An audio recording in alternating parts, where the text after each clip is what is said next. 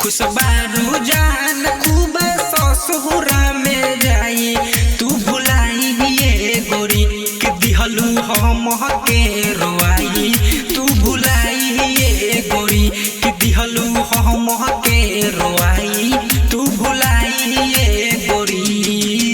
DJ साजन राजा, DJ साजन राजा, DJ साजन राजा, DJ साजन राजा।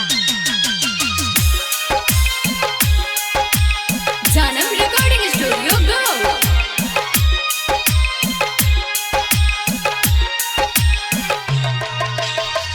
पढ़े जात रहलू संगे संगे ई स्कूल में हमरा सिवा रहे नहीं केहू तोरा दिल में।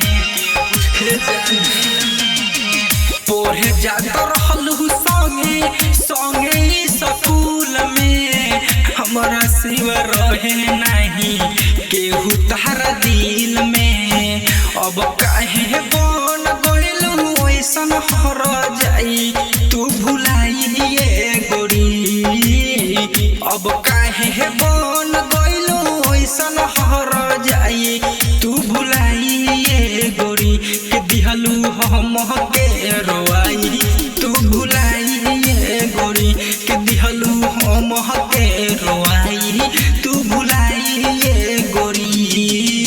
डीजे साजन राजा, डीजे साजन राजा, डीजे साजन राजा, डीजे साजन राजा। पिया संगे हो सत बारू जाके ससुरार में आके देख बानी हम यहाँ कौन हाल में कह छोड़ के जानी। पिया संगे हो सत बारू जाके ससुरार में इहो आके देख हम मुमताज बारे कौन हाल में। राइटर साजाद रोए घर हमें नुकाई मर जाई ये गोरी।